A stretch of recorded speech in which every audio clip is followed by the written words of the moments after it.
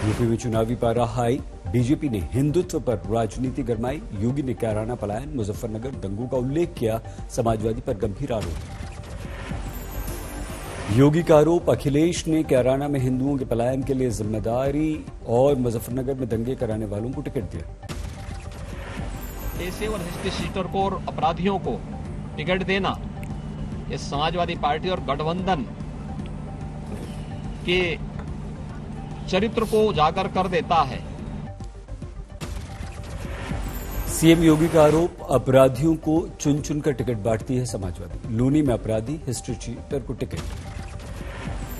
BJP की पहली list पर बोले योगी, ये सूची न्याय का प्रतीक, हर वर्ग को दिया हमने प्रतिनिधित्व। योगी सरकार से इस्तीफा देने वाले एक और मंत्री आज हुए समाजवादी। अखिलेश की मौजूदगी में दारा सिंह ने एसपी ज्वाइन की। पूर्वांचल की राजनीति में दारा सिंह की मानी जाती है अच्छी पकड़। समाजवादी होते ही बीजेपी पर ठगने का आरोप लगाया। जिस तरीके से ठगने की साजिश हो गई है, अब प्रदेश का जो पिछड़ा समाज है ये ठगने वाला नहीं, दलित समाज के लोग अब ठगने वाले नहीं। अखिलेश ने दारा सिंह का स्वागत किया, कहा साथ आएं, बीजेपी की जमानत जब्त कराएं। हम सब साथ आएं और भारतीय जनता पार्टी की जमानत जब्त कराएं। अखिलेश ने योगी के दलित के घर खाना खाने का मजाक उड़ाया। कैसी बेमन सी तस्वीर थी, खिचड़ी खाते समय उन्हें याद आया होगा कि शैम्पू साबुन नहीं भिजवाया। पूर्व आईपीएस असीम अरुण बीजेपी में शामिल, स्वतंत्र देव सिंह ने दिलाई सदस्यता। असीम की बीजेपी में एंट्री पर बोले अनुराग ठाकुर, दंगा कराने वाले समाजवादी बीजेपी में आने वाले दंगाइयों को पकड़ते हैं। अनुराग ठाकुर का आरोप, समाजवादी के ज्यादातर प्रत्याशी या तो जेल में हैं या बेल पर। सपा के समाजवाद का असली खेल या तो प्रत्याशी को जेल या फिर बेल। मुलायम सिंह यादव के घर में बीजेपी की सेंधमारी, छोटी बहू अपर्णा यादव बीजेपी में शामिल। मुलायम की छोटी बहू अपर्णा की बीजेपी से बातचीत फाइनल हुई, ऐलान का इंतजार है। अपर्णा यादव ने लखनऊ कैंट से लड़ा था 2017 का चुनाव। बीजेपी बदलना चाहती है अपर्णा की सीट। बीजेपी की पहली लिस्ट में जातीय समीकरण साधने की कोशिश, 107 घोषित सीटों में 68% ओबीसी, एससी और महिलाओं को आवंटित। बीजेपी की पहली 2 लिस्ट में सवर्ण वर्ग को 40 टिकट दिए गए। 18 ठाकुर, 10 ब्राह्मण, 8 वैश्य, 2 त्यागी, 2 कायस्थ। लखनऊ में समाजवादी के दफ्तर पर आज भी कार्यकर्ता पुलिस से धक्का मुक्की। आज शाम समाजवादी के निर्वाचन आयोग को देना होगा अपना जवाब। मुख्यालय पर हजारों की भीड़ कैसे जमा की? समाजवादी पार्टी से जवाब मिलने पर चुनाव आयोग उनके विरुद्ध दर्ज एफआईआर में आईपीसी के कई धाराओं के तहत करेगा कार्रवाई। यूपी के मुख्य निर्वाचन अधिकारी ने दी अपनी रिपोर्ट, बिना इजाजत रैली की सपा के 250 कार्यकर्ताओं पर दर्ज एफआईआर। बीजेपी के बागी विधायकों के सपा में शामिल होने के समय हुई थी यह रैली, बड़ी तादाद में जुड़े थे कार्यकर्ता। चुनाव आयोग ने रोड शो, रैली जैसी राजनीतिक गतिविधियों पर प्रतिबंध बढ़ा दिया, कोरोना के कारण फैसला। 22 जनवरी तक रैलियों पर प्रतिबंध, पहले 15 जनवरी तक थी रोक। इंडोर सभागार में सभा की 300 लोगों की इजाजत। जिला राज्य निर्वाचन अधिकारियों को कोरोना प्रोटोकॉल के पालन पर नजर रखने का निर्देश। राजनीतिक दलों को आगाह, कोरोना नियम मानिए, डिजिटल प्रचार ही करें। गोवा में दिल्ली के सीएम ने की प्रेस कॉन्फ्रेंस, आम आदमी को बताया ईमानदार राजनीतिक दल। मोदी पर बरसे केजरीवाल। केजरीवाल ने कहा, मोदी ने मुझ पर और डिप्टी सीएम पर छापे करवाए लेकिन कोई सबूत नहीं मिला। रेड कराई, ये सबसे ईमानदार पार्टी है ये देश की। मोदी जी ने मेरे ऊपर रेड कराई, मोदी जी ने मनीष सिसोदिया पे रेड कराई, सीबीआई की रेड कराई, पुलिस की रेड कराई, हमारे 21 एमएलए को। गोवा में केजरीवाल का बड़ा चुनावी वादा, सरकार बनने पर 18 साल से ऊपर की हर महिला को 1000 रुपए देंगे।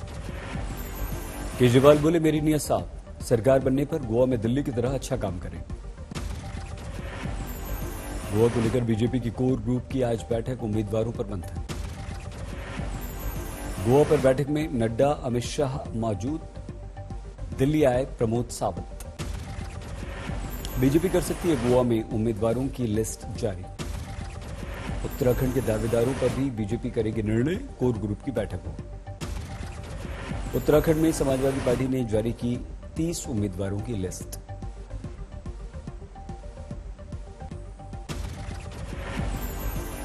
टिकट नहीं मिलने पर समाजवादी नेता आदित्य ठाकुर ने किया हंगामा।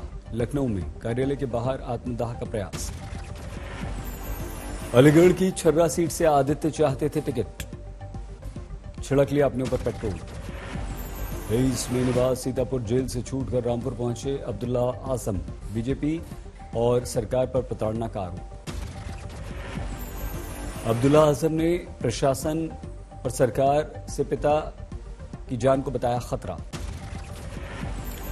अमरावती में सांसद नवनीत राणा के विधायक पति रवि राणा ने फ्लाईओवर पर बिना इजाजत लगाया शिवाजी का पुतला, नगर निगम ने हटवा दिया। नीतीश के गृह जनपद नालंदा में जहरीली शराब से मरने वालों की संख्या 10 हुई।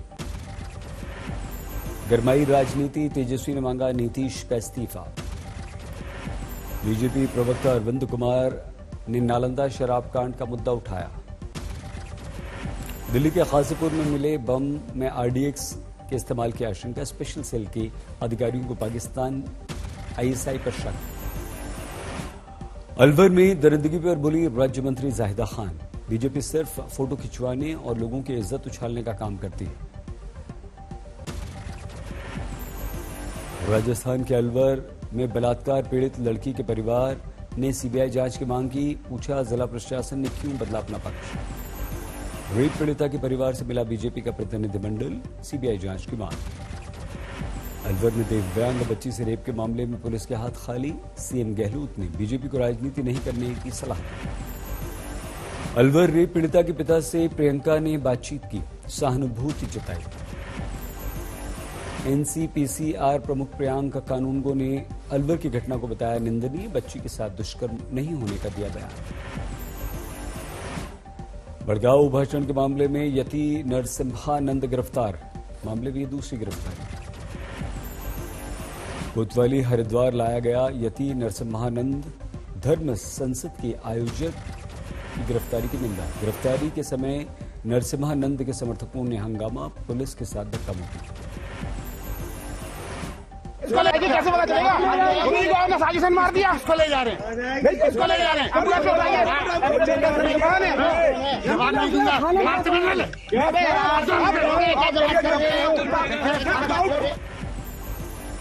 अयोध्या में श्रद्धालुओं का तांता, पवित्र सरयू में लगाई डुबकी।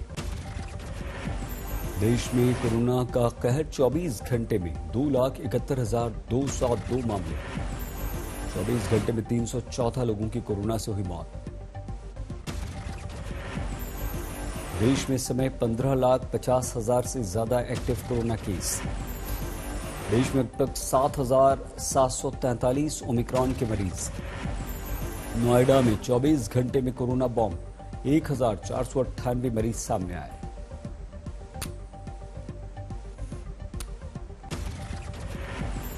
दिल्ली में 24 घंटे में 20,000 से ज्यादा मामले, 30 की मौत। मुंबई में पिछले 24 घंटों में 10,661 लोग संक्रमित, 11 की मौत। यूपी में 24 घंटे में 15,795 केस। गुजरात में पिछले 24 घंटों में 9,000 से ज्यादा पॉजिटिव, 7 की मौत। उत्तराखंड में 3,848 केस, 2 की 24 घंटे में मौत। लता मंगेशकर अब भी अस्पताल में भर्ती, आईसीयू में चल रहा है इलाज। पूर्व मुख्यमंत्री शिबू सोरेन कोरोना पॉजिटिव, खुद को किया आइसोलेट। राजस्थान में कोरोना के मद्देनजर संडे कर्फ्यू, सभी बाजार, दुकान, जिम, मॉल बंद। देश में वैक्सीनेशन का 1 साल पूरा। मनसुख मांडविया ने वैज्ञानिकों को बधाई। स्वास्थ्य मंत्री ने लिखा, पीएम मोदी के नेतृत्व में वैक्सीनेशन अभियान सबके प्रयास के साथ दुनिया का सबसे सफल वैक्सीनेशन अभियान।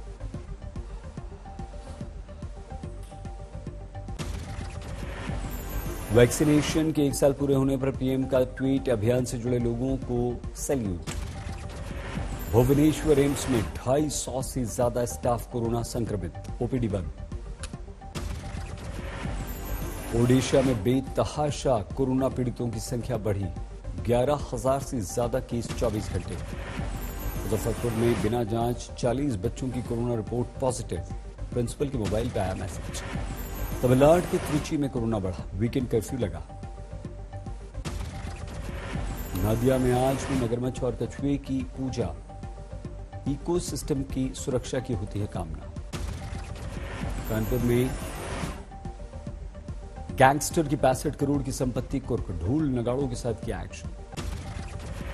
दिल्ली में शीतलहर से जनजीवन अस्त व्यस्त, जबरदस्त गिर रहा है तापमान। कड़ाके की ठंड दिल्ली में पड़ रही है, नाइट शेल्टर में भीड़ ही भीड़। दरभंगा राज परिवार के आखिरी राजकुमार यज्ञेश्वर सिंह का 78 वर्ष की उम्र में निधन।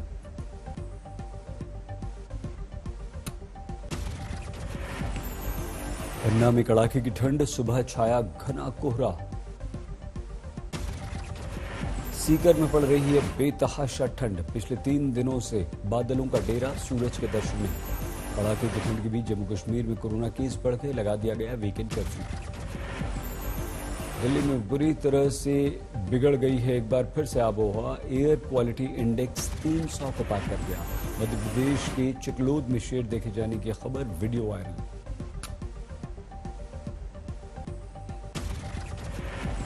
विराट कोहली ने छोड़ी टेस्ट कप्तानी, दक्षिण अफ्रीका में हार के बाद निर्णय। ट्विटर पर कहा बीसीसीआई का धन्यवाद। विराट ने धोनी को भी कहा थैंक्स, कहा विश्वास करने के लिए थैंक यू। बीसीसीआई ने विराट को बताया 40 मैचों में जीत के रिकॉर्ड का कप्तान। बीसीसीआई सचिव जय शाह ने विराट की कप्तानी की तारीफ की, कहा सफलतम कप्तान। बीसीसीआई चीफ सौरव गांगुली ने कहा कि उनके निजी निर्णय का स्वागत करता हूं। गांगुली ने लिखा, विराट भविष्य में टीम को ऊंचाई पर ले जाने वाले महत्वपूर्ण सदस्य। बीसीसीआई टेस्ट टीम की कप्तानी के लिए रोहित शर्मा को सौंपने पर कर रहा है मंथन।